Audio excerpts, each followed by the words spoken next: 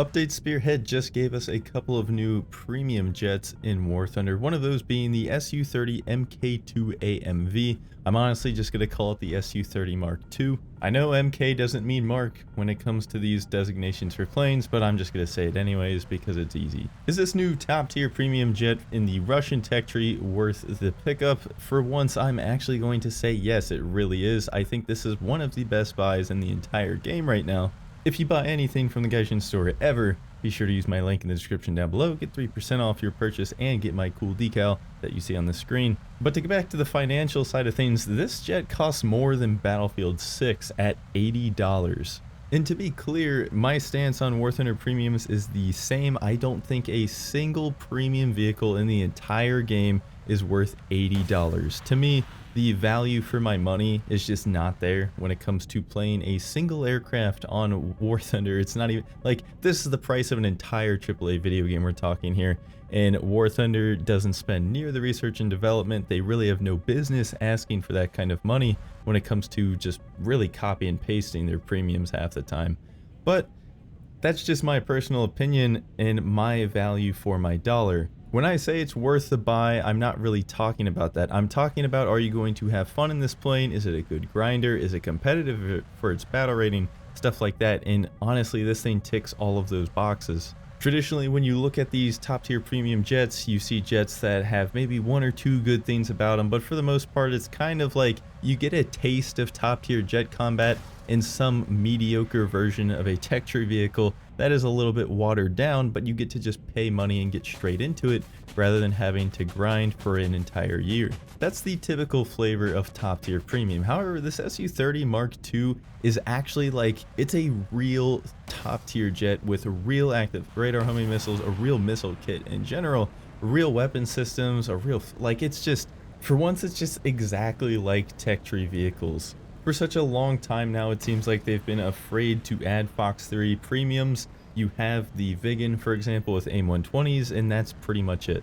And we all know that is not a real Fox 3 aircraft. It does not belong in this area, this era of the game. But that's what we had, because again, it just kind of seems like they were afraid to just get fully into the water. But here with the Su-30 Mk2, that has changed. And I think overall that's a good thing. People are going to complain, oh, you're buying your way into top tier, oh, you're buying your way into Fox 3 missile combat, you're a noob, you don't know what you're doing, blah, blah, blah.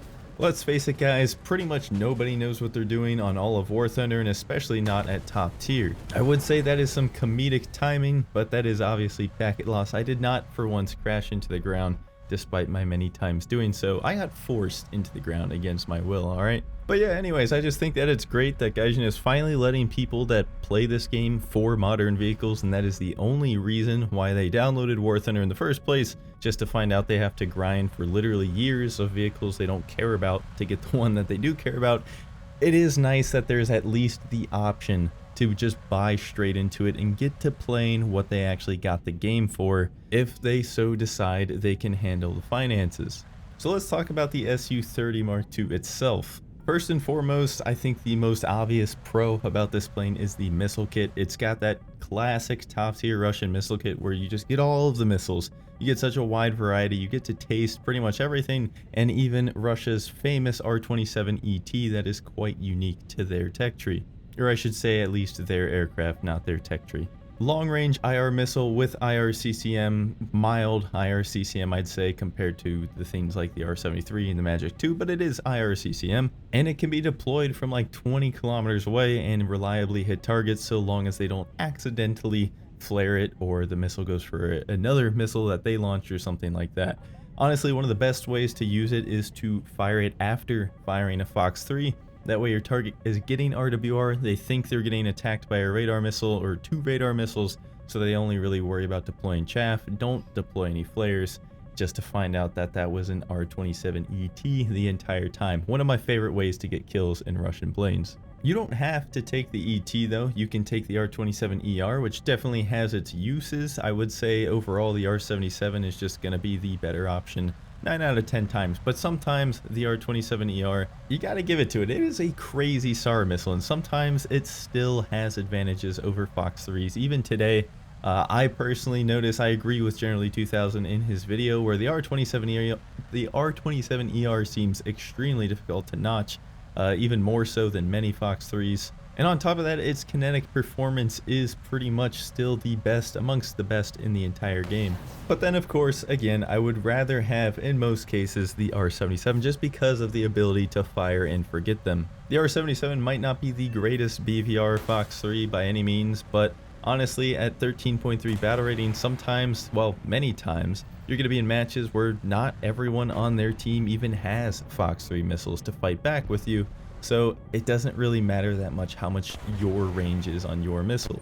And lastly, you have the R73s, which let's face it, this is the most fun way to get kills in the flankers, right? You hit the funny Cobra button, you make them overshoot, and then you end up shooting an R73 point blank at them that they really just have no chance at flaring, and then ultimately just get team killed by a premium player in their own SU-30.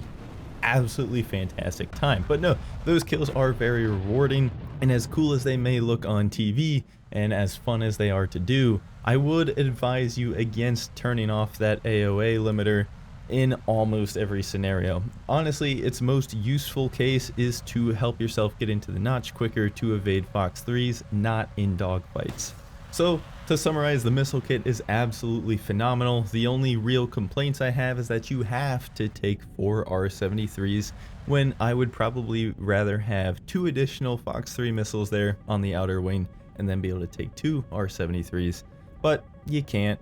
Really isn't that big of a deal in the end of the day, though. This missile kit is still incredible. The RWR is better than most flankers at this battle rating. You do get a full digital RWR, which shows you more positions of where you're getting attacked from and what is attacking you. The only real downside to this RWR, though, still is that the blind spots seem quite a bit more noticeable than some of the NATO RWRs of this battle rating. If you just turn your belly or your back toward the target a little bit, it's pretty easy to make the RWR go away. I do wish it carried a little bit more countermeasures. You see things like the F-15A, for example, carrying like, what, 240 or something like that countermeasures. It's a lot. But then of course you remember that the flankers countermeasures are single pops, so they go a lot further than you would think they would just by reading the stat card. Flight performance wise for 13.3, I honestly have absolutely no complaints. I have no complaints with any of the flankers anymore with their flight performance. And honestly, in air realistic battle setting, I never really did, even before they got the flight model changes. At high speeds, they retain energy pretty well. They pull hard enough to do what you need to do to defend against incoming missiles and get into the notch. At low speeds, you can shed all of your speed instantly to get that positioning on your target and be able to get that R73 HMD missile off or get behind him, whatever you gotta do. And of course, you can hit the Cobra button to kind of exaggerate that ability, or even use it to get into the notch even quicker. The low speed and speed bleed problems at lower speed of the flankers is really only an issue if you're in like late game situations where you actually have to dogfight somebody, or you're in some kind of 1v1, or maybe you're a duelist. Other than that, those kinds of problems aren't that big of a deal. So long as you can maintain your energy with energy. You know, if you're at like 1,000 kilometers an hour and then you can't hold your speed anymore, yeah, that would be a problem. But it's so long as you're going fast, which you're gonna need to be going fast if you're gonna be evading missiles, you really don't slow down that easily. And then my absolute main complaint with this plane, as I complain about with all of the lower battle rating flankers, is the radar. It's just not that great. The scan time is very long. The ghosting problems happen pretty frequently because the scan time is so long. I know somebody was commenting in my last video about how I don't use manual scan for the radar or whatever, and that affects my ghosting. That may be true, I'd have to look into that. But bottom line is, I just don't have the keys to be able to use my entire radar on the keyboard. I'm out of keybinds as is, and having to do everything on the radar manually would just be way too much of a hassle for me to try to figure out space for. And I think a lot of players are kind of in the same boat as me in that sense, so just my experience with the radar, not being able to use manual scan and all that, the slowness of the scan is an issue, and it's always an issue in all of these lower battle rating flankers. You do get radar HMD, which is absolutely wonderful because you have R77s, one of the best close range performing Fox 3s in the game. Actually, I believe it is the second best close range performing Fox 3, just after the Mika. And I also believe that it's just straight up one of the best close range missiles in the entire game, aside from any of the thrust vectoring missiles like the R73 or the Mika. So overall, I do think you're getting a fantastic plane to actually buy into top tier with. You get all of the experience and all of the gameplay that I think most people are looking for when it comes to modern jet combat, and you get a lot of different ways to experience it with HMD, with thrust vectoring missiles, with IRCCM, with Fox 3, all of that stuff in one plane that you can just outright buy instead of having to grind forever to get.